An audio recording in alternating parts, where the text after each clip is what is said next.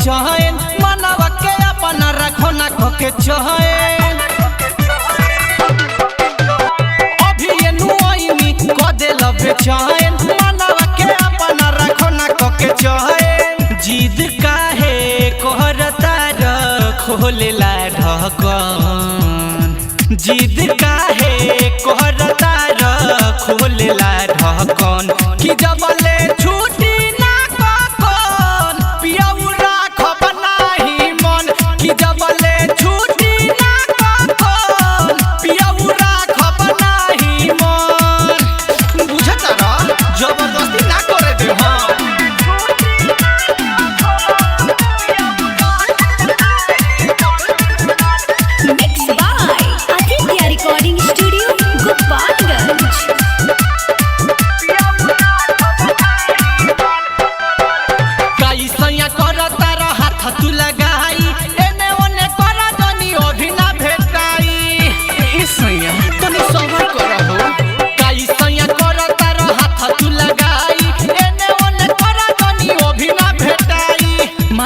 बतिया छुआ जनी बड़ी तेज धड़कता धड़कन मानिला बतिया छुआ जनी बड़ी तेज धड़कता धड़कन कि जबले छुट्टी ना ककन पियऊ राखब नाही मन कि जबले छुट्टी ना ककन पियऊ राखब नाही मन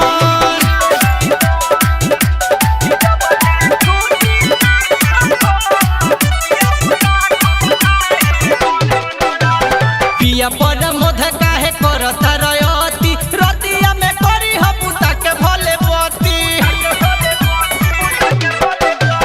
मनीषा तूफानी काहे करता रयती रतिया में करी हपुता के भले पति डीजे प्रिंस सुनत हरे त भइल सहारा अबई धन डीजे रेहान सुनत हरे त भइल सहारा अबई धन कि जबले छुट्टी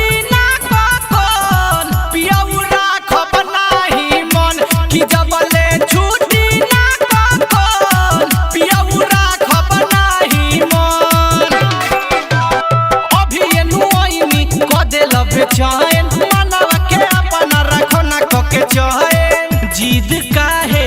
कहरता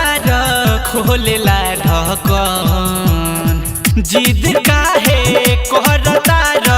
खोलेला ढकन कि जबले छुट्टी ना ककन पियऊ राखब नाही मन कि जबले छुट्टी ना ककन पियऊ राखब नाही मन